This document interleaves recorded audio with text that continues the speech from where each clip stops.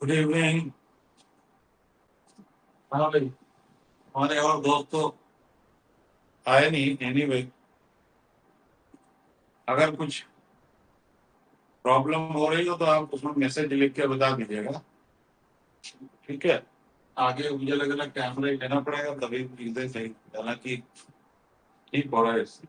चलिए, तो इलेक्ट्रोस्टैटिक्स पढ़ते हैं भाई।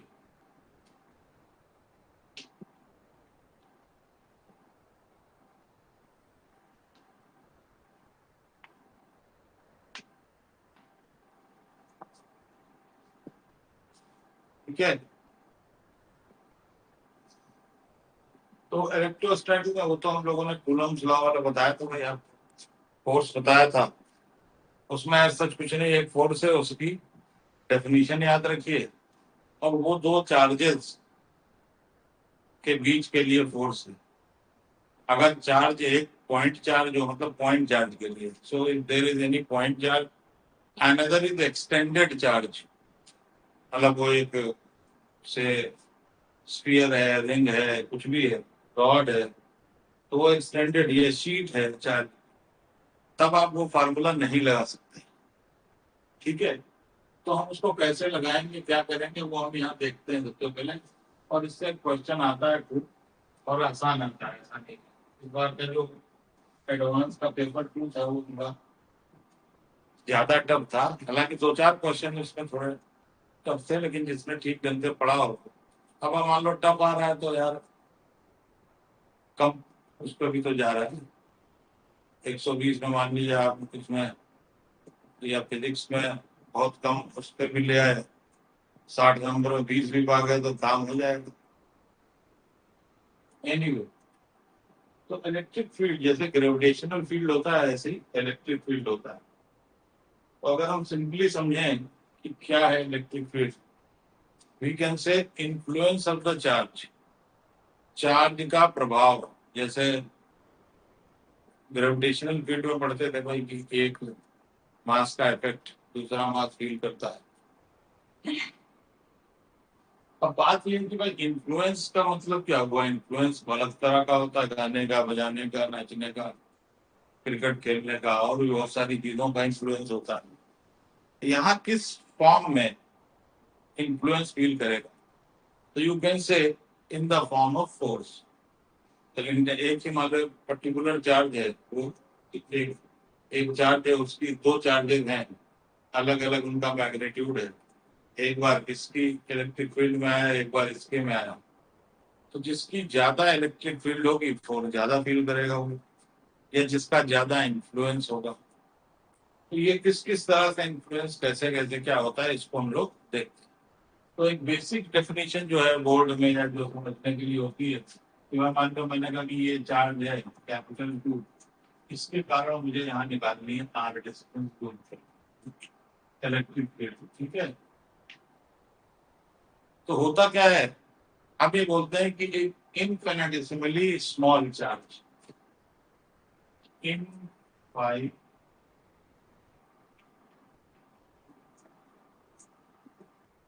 स्मॉल चार्ज, या टेस्ट चार्ज भी बोल देते हैं लोग, टेस्ट चार्ज,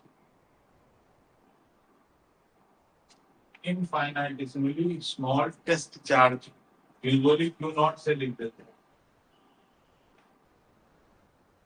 ये चार्ज अगर इसके पास लाया जाएगा, क्यू नॉट चार्ज लाया जाएगा, तो ये जो फोर्स फील करेगा दैट इज के Q Q naught upon R. ये मैग्नीट्यूड लिख रहा हूं। तो इलेक्ट्रिक फील्ड क्या होगी, इलेक्ट्रिक फील्ड जो होती है that is force per unit that test charge, force felt by unit charge ऐसे कह सकते हैं।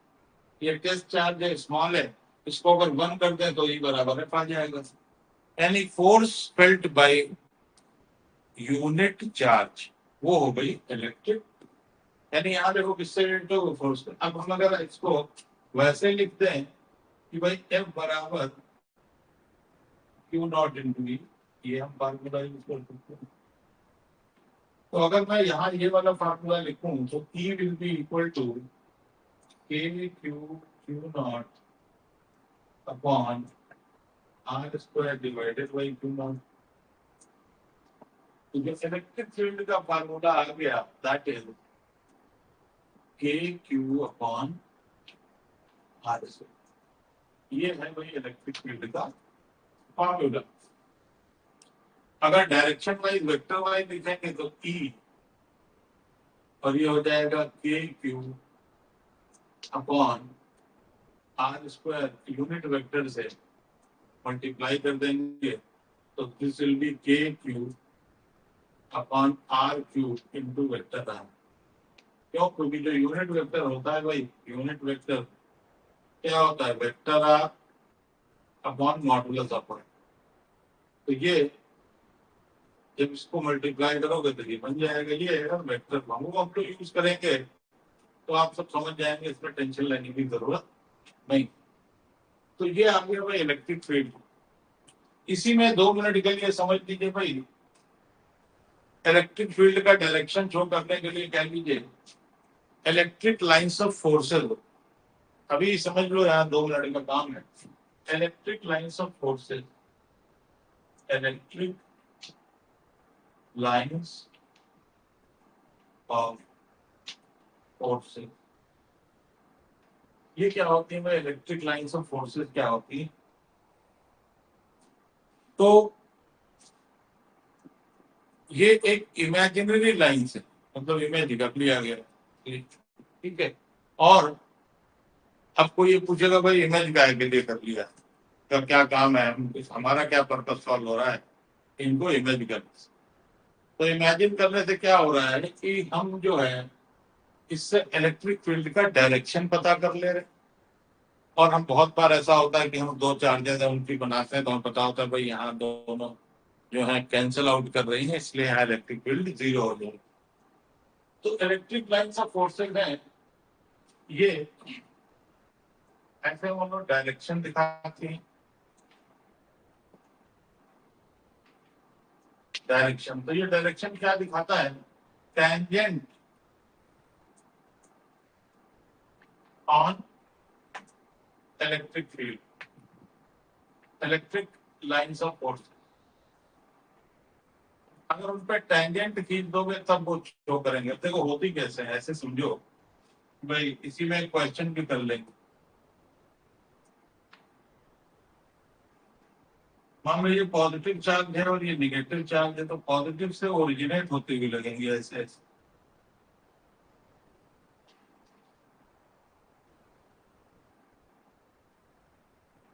और निगेटिव की तरफ जाते हुए लगेंगे अंदर।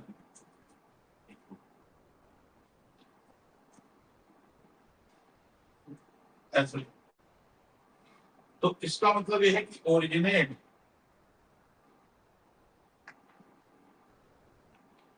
फ्रॉम पॉजिटिव चार्ज,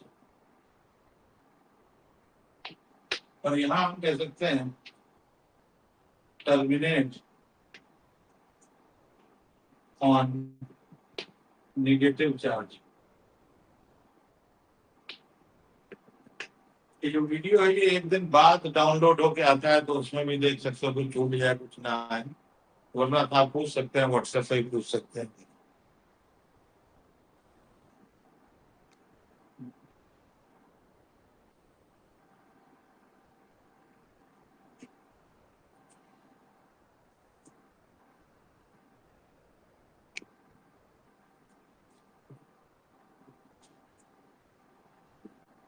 तो ये तो भाई लाइंस ऑफ फोर्सेस की बात हो गई। फिर उसमें एक और पॉइंट आता है कि they do not cut each other, do not cut each other. अब जैसे तुम भाई इस पर टेंजेंट खींच दोगे तो वो इलेक्ट्रिक फील्ड का डायरेक्शन हो जाएगा। तो अगर यहाँ खींचोगे तो हमेशा electric field away from the positive, away from the positive,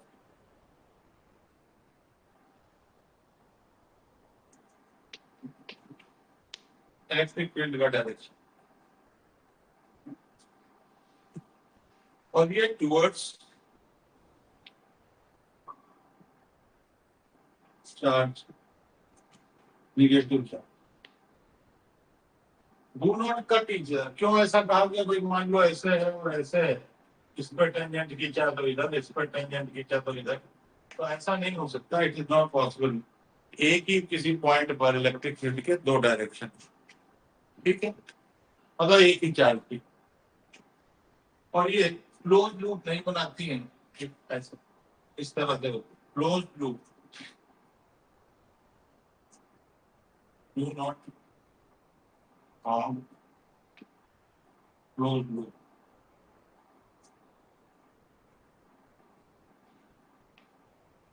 ठीक है,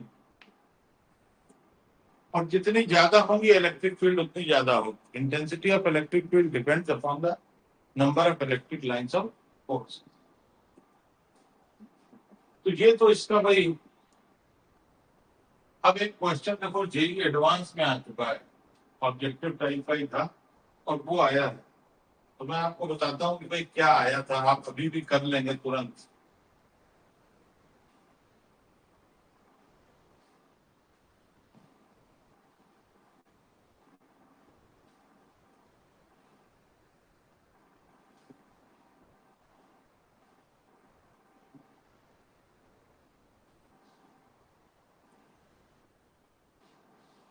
देखो भाई क्या है।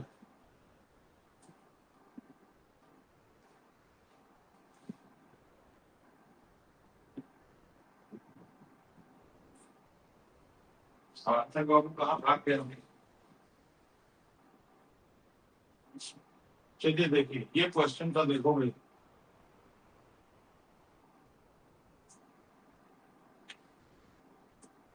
ये चार्ज है Q1 और ये चार्ज है Q2।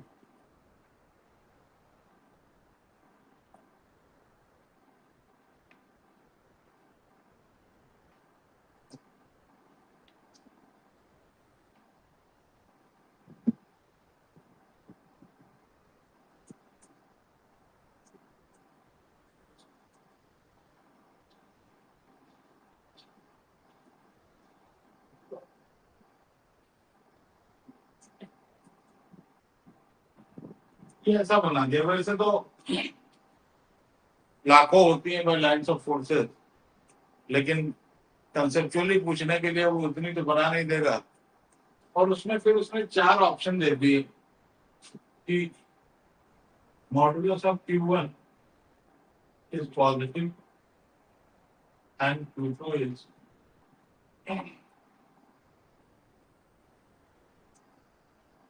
modulus of positive is greater than modulus, मतलब Q1 is greater than Q2। Q1 का मॉडुलस जो है less than Q2, more than one था भाई। Q1 is negative, Q2 is positive, Q2 is negative, Q1 is positive। और more than one उसने बोला कि भाई सही है, जेई में आ चुका है क्वेश्चन। तो यहाँ से अगर मैं देखूं मैग्नीट्यूड की बात, तो उसने दिखाया, देखिए यहाँ पर तो ऐसे दिखाई नहीं, और यहाँ पर अगर हम गिने तो ये 4 है और यहाँ पर गिनेंगे 6 है, तो number of lines of forces जो है इसकी ज्यादा है। तो modulus of Q2 will be, जो मैग्नीट्यूड है इररिस्पेक्टिव ऑफ पॉजिटिव और नेगेटिव, वो है ज्यादा। अब फिर वो कह रहा है कि Q1 is negative, Q2 is positive. तो यहाँ देखो भाई दो चीजें उसने पूछ दी।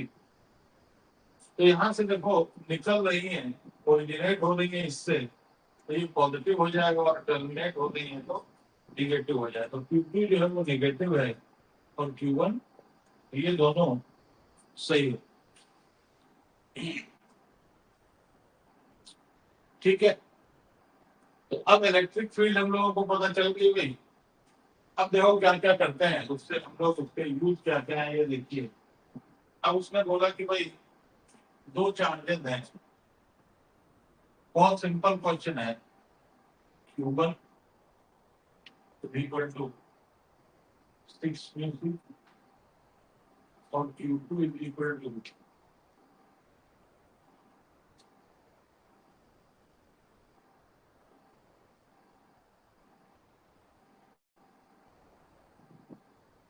से 4 मीटर और इनके बीच की डिस्टेंस है 1 मीटर।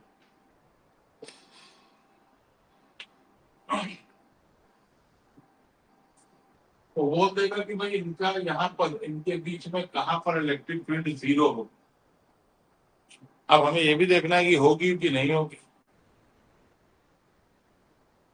तो अगर दोनों पॉजिटिव चार्ज हैं तो भाई इसके कारण इलेक्ट्रिक, मान लो मैंने कहा कि भाई यहाँ पर होगी, लेट अस से this is x, this will B 1 minus x। Board में ऐसा बहुत आता है।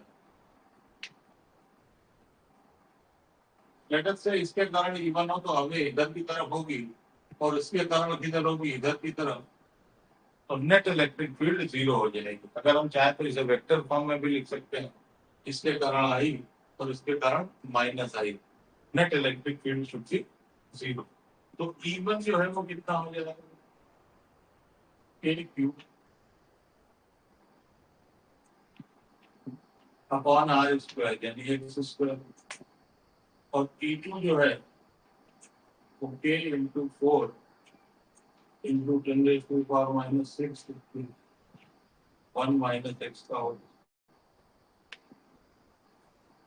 क्योंकि एक ऑपोजिट डायरेक्शन है, then magnitude of E1 should be equal to magnitude of E2। अगर आप वेक्टर में लिखते हैं, अगर मान लो इसी को आप वेक्टर में लिखना चाहें तो आप E1 ऐसे लिखेंगे, भाई E1 जो है इधर है और E2 इसके कारण इधर।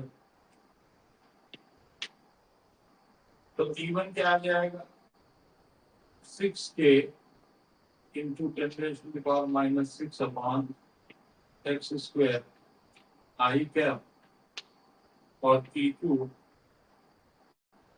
4k इंटू 10⁻⁻6 1 माइनस एक्स का होल स्क्वायर इंटू -8।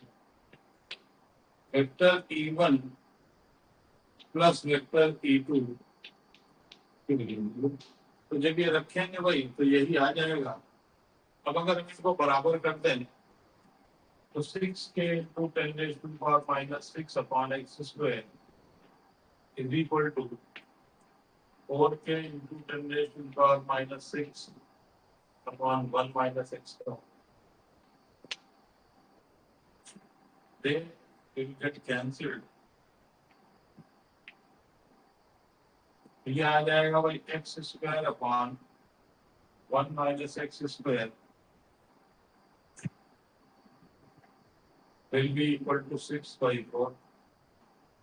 तो x upon 1 minus x is equal to √6 upon 2।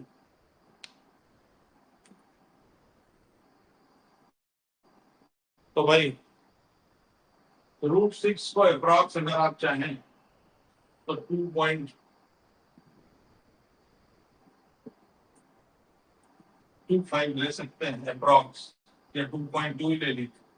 तो 2x इसको हम ऐसे ले लेंगे भाई 2.2 will be equal to 2.2 minus 2.2x। 4.2x is equal to 2.2। x is equal to 22/40।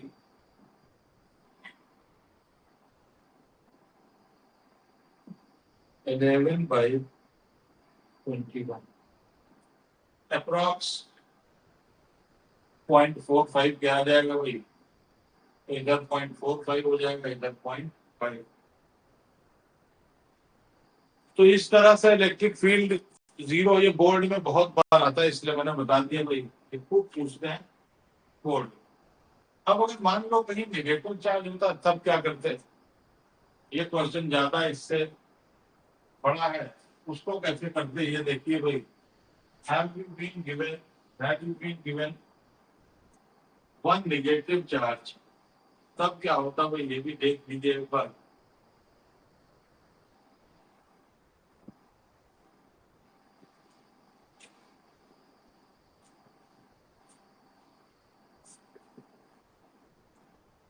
देखिए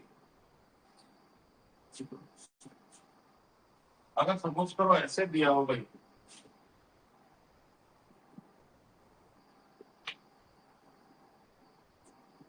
ये दिया है -2 μc और ये दिया है 4 μc प्लस,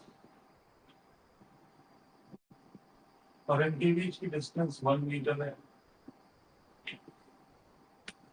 मैंने आपको पहले ही बताया भाई, इलेक्ट्रिक फील्ड का फार्मूला जो होता है, इलेक्ट्रिक फील्ड है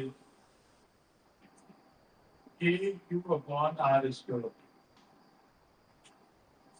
कहने का मतलब ये है कि अगर Q बढ़ रहा हो, अगर इसको एक वैल्यू लानी है तो Q बढ़े तो R भी बढ़े, तभी ये बराबर हो पाएगा। यानी यहाँ पर देख लें, अगर इलेक्ट्रिक फील्ड अगर भाई यहाँ यहाँ तो जीरो नहीं हो सकती, क्यों? क्योंकि टुवर्ड्स नेगेटिव होगी, अवे फ्रॉम पॉजिटिव होगी, तो दोनों एक ही तरफ हो जाएंगी।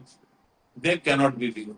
देखो भाई, देखिए यहाँ बीच में कोई भी पॉइंट होगा तो इलेक्ट्रिक फील्ड नेगेटिव के कारण टुवर्ड्स नेगेटिव होगी, ये तो चार्ज है,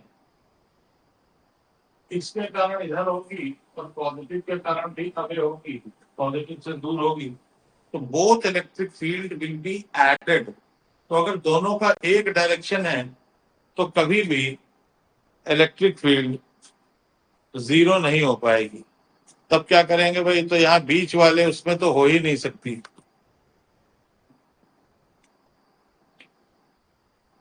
तब हम क्या करेंगे? या तो यहां होगी या यहां होगी। नाउ लेट अस से होगी टुवर्ड्स नेगेटिव चार्ज वाले इस पॉइंट पे, तो इधर, और पॉजिटिव होगी तो away from the positive charge, यानी यहाँ जीरो हो सकती है। Same thing will be here. अगर मैं यहाँ कहूँ तो पॉजिटिव से तो दूर होगी और नेगेटिव की तरफ होगी, यानी यहाँ भी पॉजिटिविटी है और यहाँ भी पॉजिबिलिटी है। लेकिन क्या होगा, अगर यहाँ होगा तो चार्ज की वैल्यू ज्यादा है, इससे ये वैल्यू ज्यादा है, और ये कम होगी तो ये और बढ़ जाएगा। नहीं बढ़ जाएगा? देखो, इस चार्ज की वैल्यू ज्यादा है और ये वैल्यू कम है, तो ये बढ़ता जाएगा। यहाँ पर ये उल्टा हो जाएगा भाई। देखो, इस चार्ज की वैल्यू कम है तो ये तो कम आएगा ही, साथ में ये आर भी बढ़ गया तो ये और कम आएगा। मीन्स ये कम होता जाएगा, ये बढ़ता जाएगा। They can never be equal, दोनों। और आप अगर वैसे भी सॉल्व करेंगे तो आपका सोल्यूशन ही नहीं आएगा। You won't get any solution, absurd आएगा। तो मैंने मान लो कह दिया कि भाई यहाँ लेटेस्ट से ये एक्स डिस्टेंस है, तो इसके कारण मान लो E1 होगी और इसके कारण E2 मान लेते हैं। तो इधर ये हो जाएगा भाई E1 हो जाएगी K अपॉन x²। अब मैं सीधे लिख दे रहा हूँ भाई, और इसके कारण जो है अभी होगी, इधर ये हो जाएगा K into 4 into 10⁻⁻⁶ upon 1 minus x whole.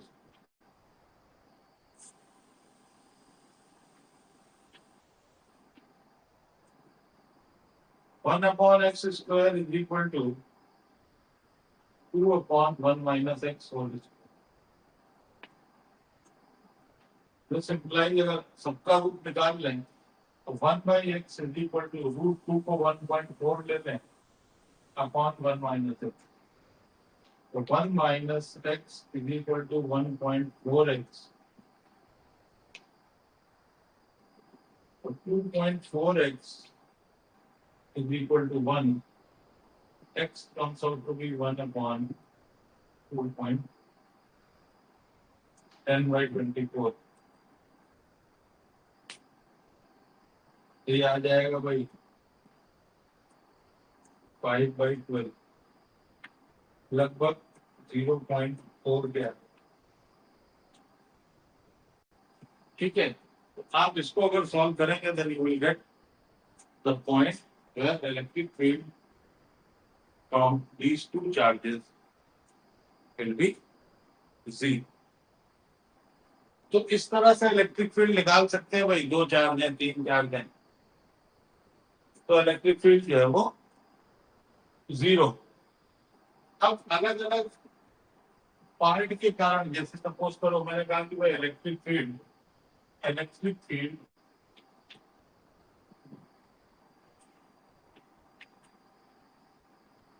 Due to a rod and uniformly distributed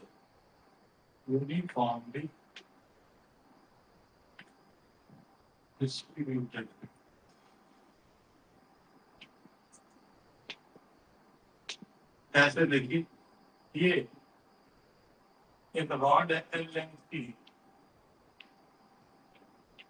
और इसके ऊपर है चार्ज क्यू, यूनिफॉर्मली डिस्ट्रीब्यूटेड है। अब उसने आपसे पूछा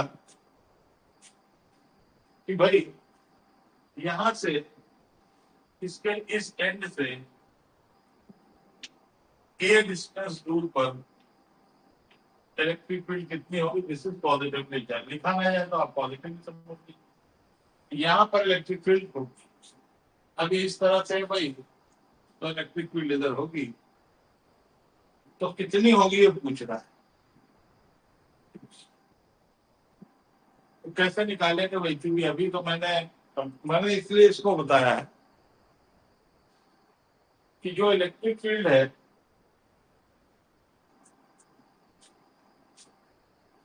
ड्यू टू तुमसे डिस्ट्रीब्यूटेड चार्ज पूछ रहा है, ये चार्ज का लेंथ है, ये पॉइंट चार्ज नहीं।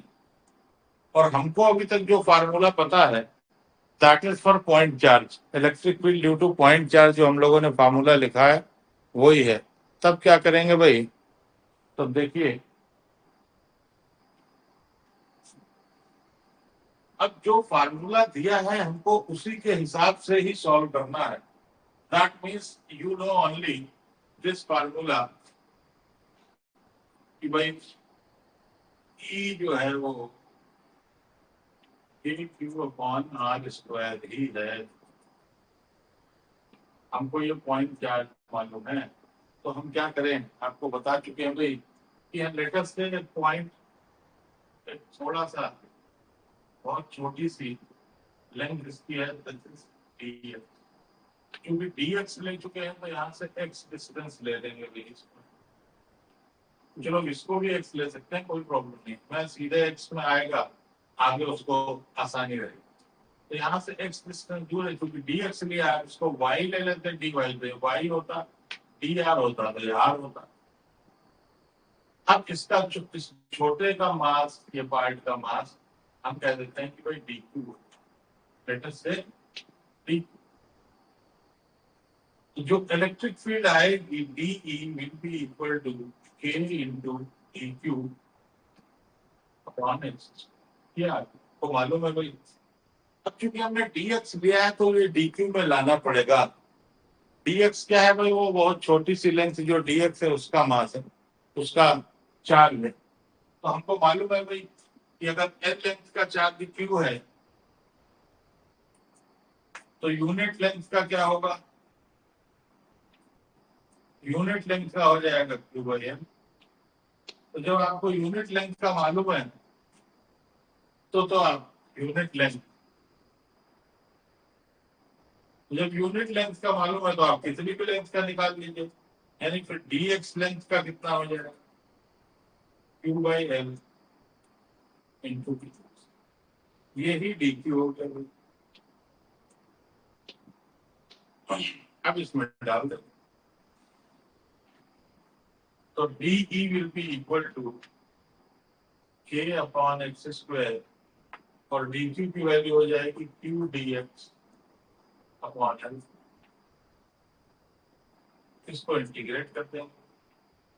अब यहाँ देखिए इंटीग्रेशन कहाँ से कहाँ करेंगे, ये रॉड जो है यहाँ से वैल्यू हो रही है और यहाँ तक, ये मतलब ये जो पार्ट्स हैं यहाँ से उठा के छोटे छोटे छोटे छोटे यहाँ से लेके यहाँ तक आपको जोड़ना है। तो जब यहाँ था तब ये x था, जब यहाँ होगा तो डिस्टेंस कितनी होगी a, क्योंकि x कहाँ से लिया भाई, यहाँ से, राइट। ये ध्यान रखिएगा आप लोग कि अगर मैंने x यहाँ से लिया है, कुछ लोग यहाँ से लिखते हैं तो पहले से a प्लस एक्स लिखते हैं, तो आसानी से इंटीग्रेशन हो, इसलिए मैंने ये कर दिया। तो यहाँ जब dx यहाँ था तो x यहाँ था, अब dx जोड़ना काम शुरू करोगे, यहाँ से यहाँ यहाँ यहाँ यहाँ यहाँ तक जोड़ते चले जाओगे। जब यहाँ से स्टार्ट करोगे तो x जो है वो a होगा, और यहाँ तक जोड़ते चले जाओगे तो x a प्लस l हो जाएगा। तो मैंने क्या किया भाई, जो कांस्टेंट है बाहर लिख लिए, यानी k क्यू बाई एल का बाहर लिख लिया, अंदर कहाँ से कहाँ इंटीग्रेशन किया, a से a प्लस, यानी a से तो ये हो जाएगा dx अपॉन एक्स स्क्वायर। तो इसका इंटीग्रेशन करेंगे तो ये आ जाएगा k क्यू बाई एल, और इसका आ जाएगा माइनस 1/x, 1/a, a से। अब अगर माइनस हटा दें तो ये इंटरचेंज हो जाएंगी, that means k Q by L ये हो जाएगा 1/x a प्लस एल, यानी k Q by L 1/a plus L 1/a minus 1/a plus L. जब आप इसको सॉल्व करेंगे तो ये e जो है वो आ जाएगा k Q by L into a plus L minus a upon a into a plus L. ये कैंसिल हो जाएगा, एल बचेगा तो ये भी cancel, e will be equal to k Q upon a into a plus.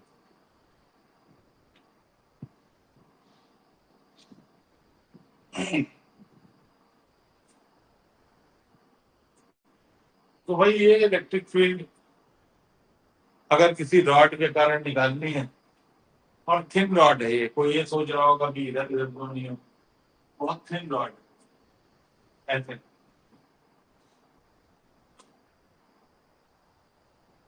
अब अगर मान लो रॉड के इधर निकालनी हो इलेक्ट्रिक फील्ड, तब क्या करेंगे? इधर भी होगा इलेक्ट्रिक फील्ड, हमें लेकिन इधर निकालनी थी, तो यहाँ यहाँ निकालने को देते हैं, और बहुत फाइनाइट लेंथ की एक रॉड हो, ये बहुत इंपॉर्टेंट है। ये वाला जो अभी आएगा, इलेक्ट्रोस्टैटिक्स में बहुत सारे डेरिवेशंस हैं और आपको आगे काम में भी आएंगे। तो यहाँ पर अगर एक फाइनाइट लेंथ का वायर दिया गया हो, आगे एक अलग, क्योंकि इसको आप याद रखें मैग्नेटिक फील्ड में भी ये काम में आएगा, ऐसा ही डेरिवेशन करना पड़ेगा मैग्नेटिक फील्ड में। तो देखो भाई कैसे करेंगे कि अगर मतलब फाइनाइट लेंथ का चाइल्ड रॉड है, child rod of finite length, तो उसको कैसे करना है ये देखना पड़ेगा हम लोगों को भी।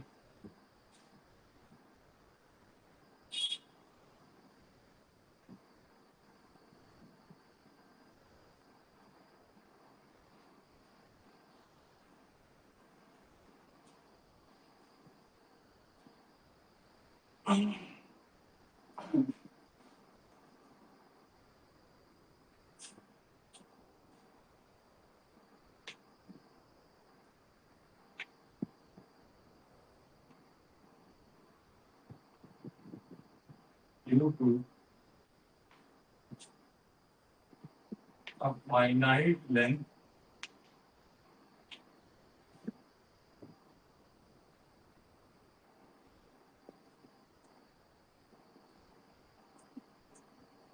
और चार्ज यूनिफॉर्मली चार्ज रॉड, मतलब ऐसे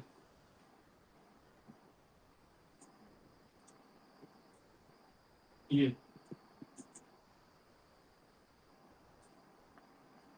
तो मान लो भाई यहाँ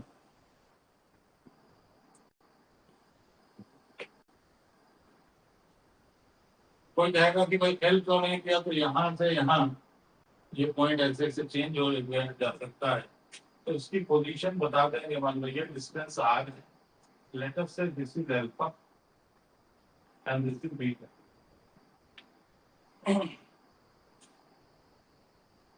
तो अब इसके कारण इलेक्ट्रिक फील्ड किधर होगी भाई? यहाँ पर एक और इम्पोर्टेंट चीज है कि अगर बीच में होगी तब तो सिर्फ इसी डायरेक्शन में होगी, लेकिन अगर ये पॉइंट इसके सिमेट्रिकल नहीं है तो दोनों तरफ हो सकते. तो लेट अस से this is Ex and this is Ey. ये पहले से हम बना लेते हैं, अभी मत बनाओ भाई, इसको पहले से बना लेते हैं. देखो मैंने कहा भाई ये छोटा सा पार्ट काट लिया, y डिस्टेंस दूर, लेट अस से दिस इज dy, और ये एंगल फाई बना रहा है और ये एंगल डी फाई. ठीक है, देखो क्या करते हैं. अब ये जो छोटा सा पार्ट है ये डी क्यू है, इसके कारण इलेक्ट्रिक फील्ड होगी तो इधर मान लो बहुत छोटा होता तो अवे फ्रॉम दिस ऐसे हो जाती थी, और ये एंगल है फाई. ये क्या हो जाएगा भाई? ई एक्स, तो ये हो जाएगा E Y.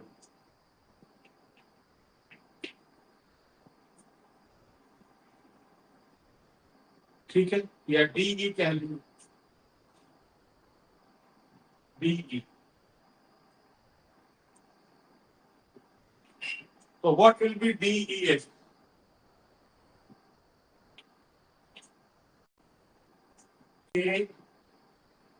D Q upon ये डिस्टेंस जो है ये हो जाएगी क्या? R square plus Y square under root, तो जैसे लिखोगे अंडर रूट का होल स्क्वायर, यानी कि ये आ गया कि अब डी क्यू को कैसे लिखेंगे भाई? डी क्यू क्या है?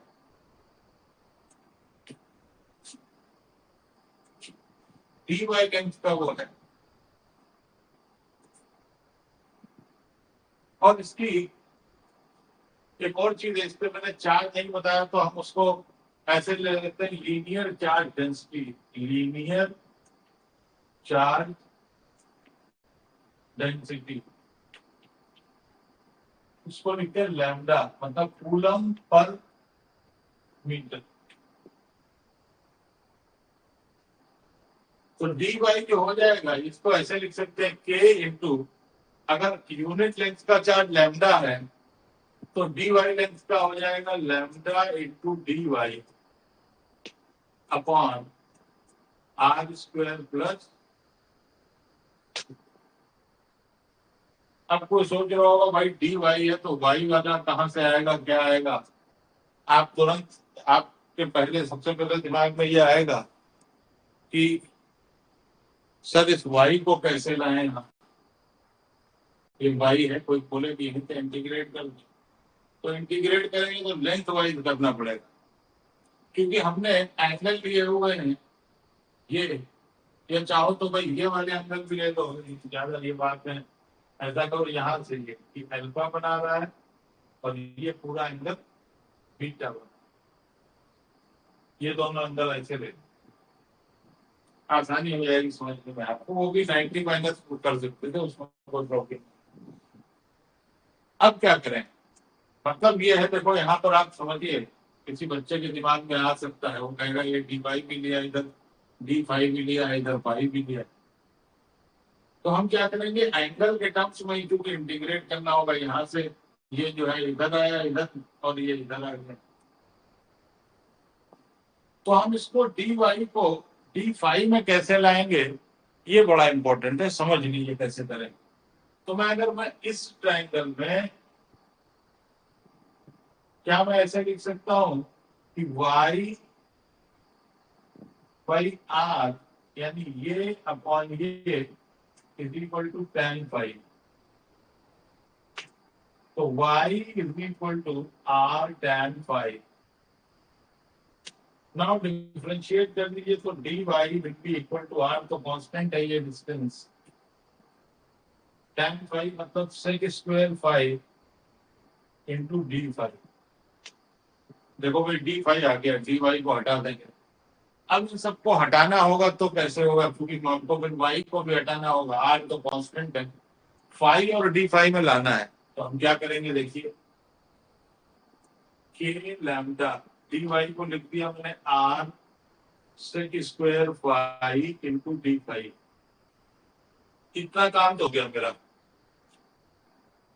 y को भी हम यहां लिख सकते हैं, y को आर टेन फाइव, यानी ऐसे लिख सकते हैं R square plus R square tan square five.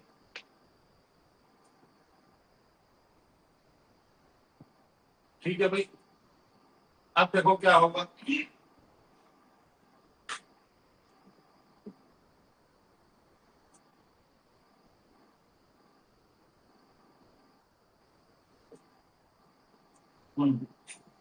अब देखिए फिर क्या करेंगे, देखिए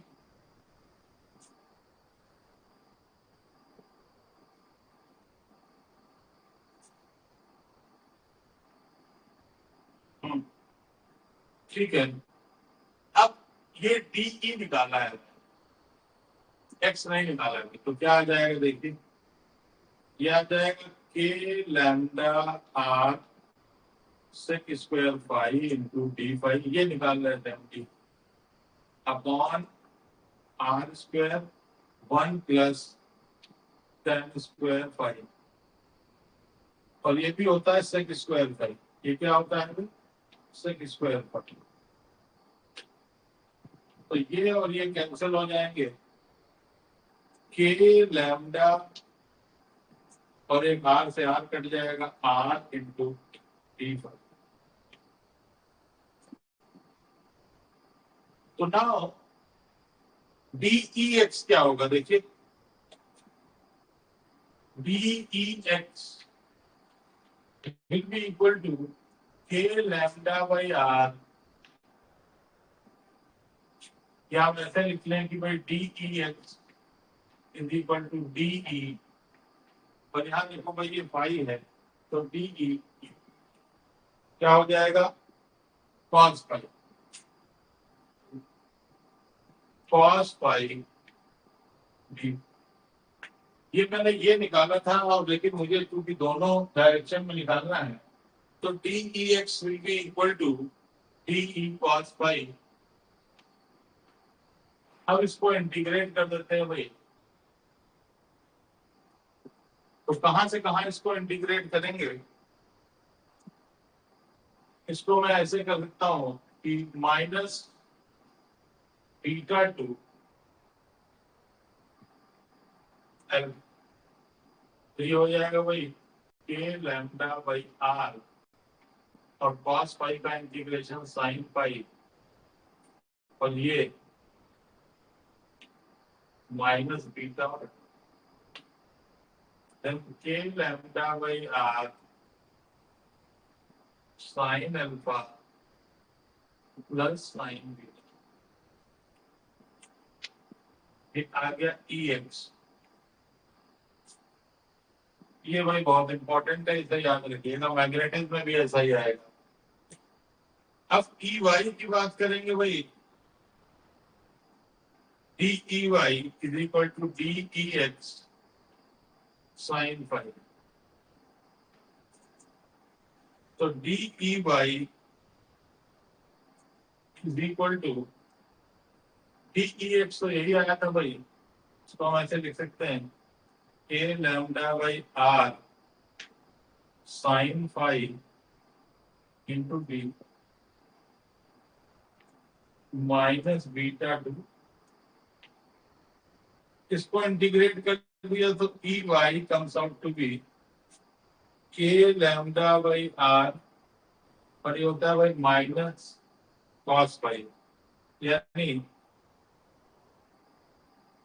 कॉस अल्फा माइनस कॉस,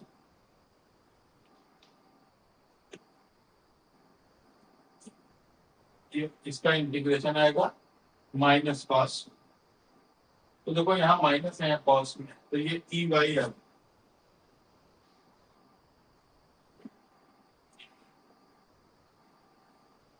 ये दोनों फार्मूले ई एक्स और ई वाई आप याद रखें, और याद रखना पड़ेगा मैथ के लिए भी। कोई ये सोच रहा हो कि नहीं नहीं ये बिल्कुल याद रखना पड़ेगा, इसके आपसे न्यूमेरिकल प्रॉब्लम भी याद रखें। अब देखो वो क्या कहेगा आपसे, इनका फार्मूला और इसमें कैसे कैसे चेंज हो सकते हैं, देखिए क्या होगा। तो यहां पर अगर वो ऐसे कह दे, देखो भाई क्या करेगा वो,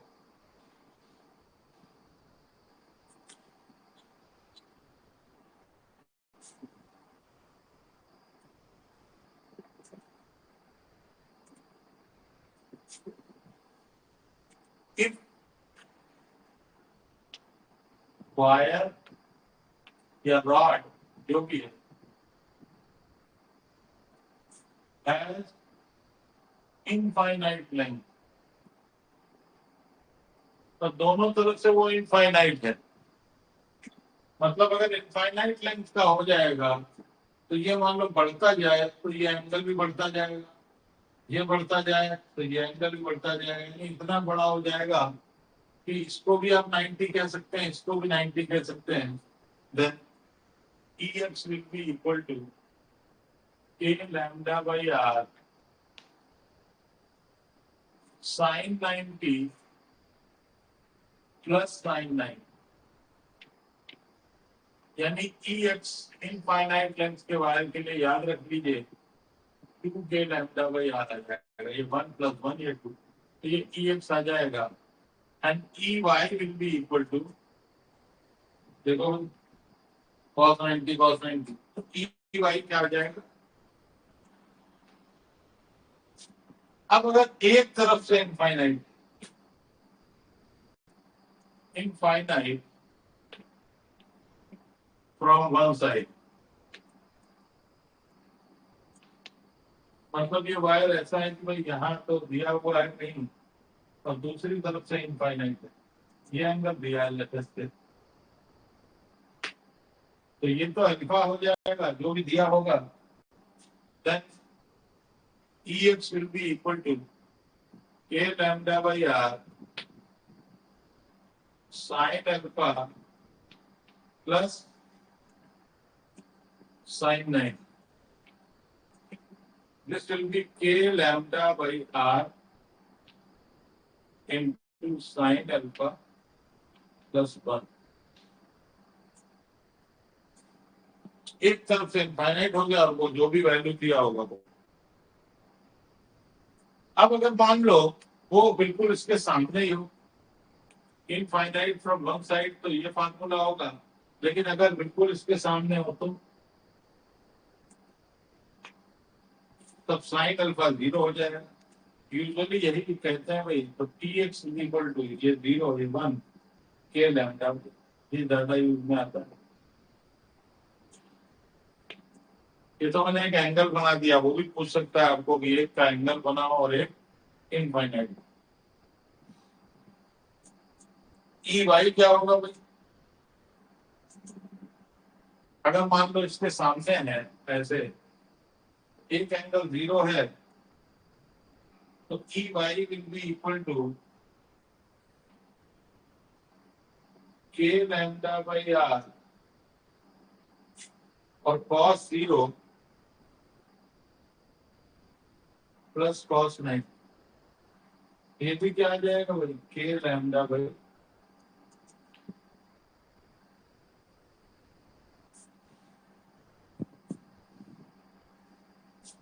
तो भाई ये चीजें ये बहुत इंपॉर्टेंट है, ये ध्यान रखिए भाई।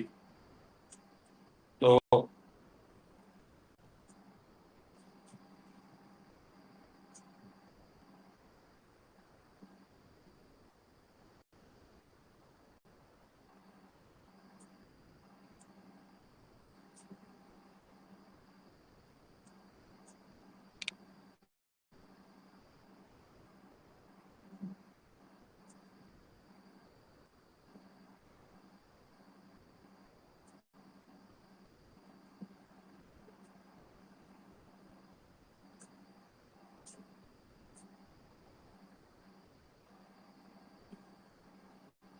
ये बुक में कोई कंफ्यूजन होगा तो देख लीजिएगा, जैसे आपने अभी मैंने पढ़ा कि भाई ऊपर का जो है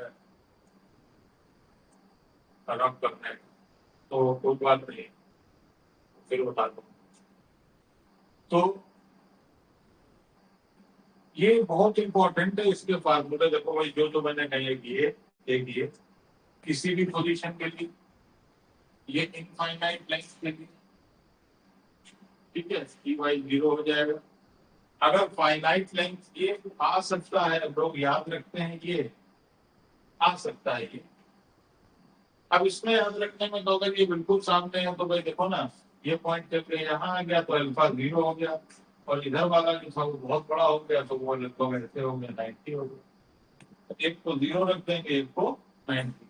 ये दो फार्मूले याद रखना बहुत आसान है, के लैम्डा बाई आर हो गया, और sign alpha plus sine beta होता है, और वाई वाले में क्या होता है, cos alpha minus cos beta होता है। तो ये जरूर पूछ सकता है।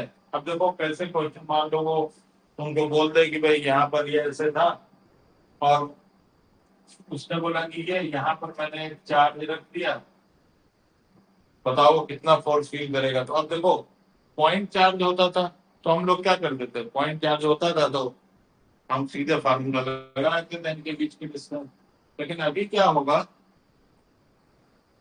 उसने बोला कि भैया उस पर कितना फोर्स लगेगा, तो आप क्या करोगे, सबसे पहले उस पर एक्स डायरेक्शन में ई एक्स, तो फोर्स का फार्मूला मैंने हमेशा क्यू इंटू ई, ये हमेशा यूज तभी किया जाएगा जब एक डिस्ट्रीब्यूटेड है, एक एलोंगेटेड, मतलब उसका पॉइंट चार्ज नहीं है वो, तो हम उसके कारण तो इलेक्ट्रिक फील्ड निकाल लेंगे इसके कारण, और फिर उस चार्ज से जिसपे निकालना है उससे मल्टीप्लाई करते है, तो वही चीज।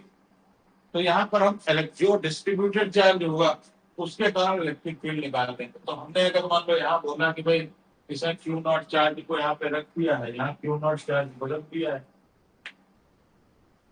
तो बोला भाई बताओ इस पे कितना फोर्स लगेगा। तो हमने कहा भाई देखो इधर ई एक्स तो ये है, तो जो भी अल्फा बीटा दिया होगा निकाल के उस पर क्यू नॉट से मल्टीप्लाई कर देंगे, और इधर यानी एफ एक्स और एफ वाई दोनों आ जाएंगे, फिर उनका रिजल्टेंट हो जाएगा। अब मान लो उसने बोल दिया होता कि भाई यहाँ पर बताओ, तो आप क्या करते, तो ई एक्स और ई वाई निकाल लेते भाई, और फिर उनका रिजल्टेंट, ये बहुत इंपॉर्टेंट है। अगर बिल्कुल बीच में रखा होता, अगर बिल्कुल बीच में रखा होता, ठीक है, और इनफाइनाइट लेंथ का होता है, तो ये इनफाइनाइट लेंथ का बिल्कुल बीच पर, तो जितना इधर है उतना इधर है, तो भाई ये वाला फार्मूला आ जाता है, ठीक है। और इन दोनों में 90-90 करते हैं, cos 90, तो ये जीरो हो जाता। तो सिर्फ इस पे मतलब कहने का ऐसे समझ लो कि भाई ये वाला जैसे इधर पार्ट है तो इसके इधर हो जाता, या ऐसे अबे इसके इधर, तो नेट सिर्फ इधर हो जाता। तो वो आपसे फोर्सेस भी पूछ सकता है। तो ये बहुत इंपॉर्टेंट डेरिवेशन है, मैं इसलिए बोल रहा हूँ बिकॉज इन मैग्नेटिक फील्ड, जब हम मैग्नेटिक फील्ड पढ़ेंगे तो आपको एक्स्ट्रा कुछ करने की जरूरत ही नहीं होगी, वहां मैग्नेटिक फील्ड के फॉर्म में आ जाएगा। जैसे चार्ज है ऐसा ही वायर होगा, उसमें करंट चल रही होगी, उसी के कारण भी हम ये निकाल। तो भाई इस पे क्वेश्चन करिए, कुछ मैं कल या परसों में डाल दूंगा क्वेश्चन भी कुछ, और वो आप करते रहिए। बाकी भाई उन लोगों को जो भी करना चाहते हैं, I'm not saying कि you insist them, but if they want to join, they can join as early as possible. इसमें डेरिवेशन बहुत है, और वही समझने क्वेश्चन बहुत आसान आता है, इलेक्ट्रिक बहुत आसान। वो जो 40 और वो जो भी हैं उनमें देखिए, उनके इलेक्ट्रोस्टैटिक से क्वेश्चन करिएगा जाके, देन यू विल फील कि हाउ इजी दे आर। अब क्योंकि अभी डेरिवेशन एक और कराएंगे तो टाइम लग जाएगा। हम लोग नेक्स्ट टाइम कल हम लोग पढ़ेंगे कि एक रिंग है, चार्ज रिंग है, चार्ज रिंग की एक्सिस ऐसे होगी, ये है मान लो चार्ज रिंग, और उसकी एक्सिस ऐसे ये ऐसे रखी हुई, तो उसकी एक्सिस पे कोई भी पॉइंट यहाँ से एक्स डिस्टेंस दूर कोई अगर एक्सिस है, उस पॉइंट पर इलेक्ट्रिक फील्ड क्या होगी, बहुत इंपॉर्टेंट डेरिवेशन है। इस पे और भी तरह के वो बोल देगा कि भाई यहाँ पर बहुत छोटे एक्स के लिए वो बोल देगा यहाँ ये पॉजिटिव चार्ज है, बहुत छोटा चार्ज निगेटिव चार्ज बोलेगा, छोड़ दिया है तो प्रूव करो, वो एसएचएम करेगा। तो भाई यहाँ पर जो है, और एसएचएम करेगा तो डरना नहीं कि एसएचएम करेगा कैसे, अरे आपको मालूम है आपको रेस्टोरिंग फोर्स निकालना होता है, तो आप वो फोर्स निकाल लेंगे, जब इलेक्ट्रिक फील्ड निकाल लेंगे तो फोर्स निकाल लेंगे, एक्स के टर्म्स में ही आएगा, तब बराबर के एक्स, आपको मालूम है वही के टी बराबर 2/√m भाई के, उससे निकाल लेंगे। तो अब तो थोड़ा एक्सपीरियंस भी हो गया होंगे, तो ये सारी चीजें करिए, कोई प्रॉब्लम है देन यू कैन क्वेश्चन कर सकती हैं, पूछें। ठीक है भाई, सार्थक ने तो ज्वाइन किया था, पता नहीं कहाँ चला गया। ठीक है, thank you, have a nice time, right, bye bye.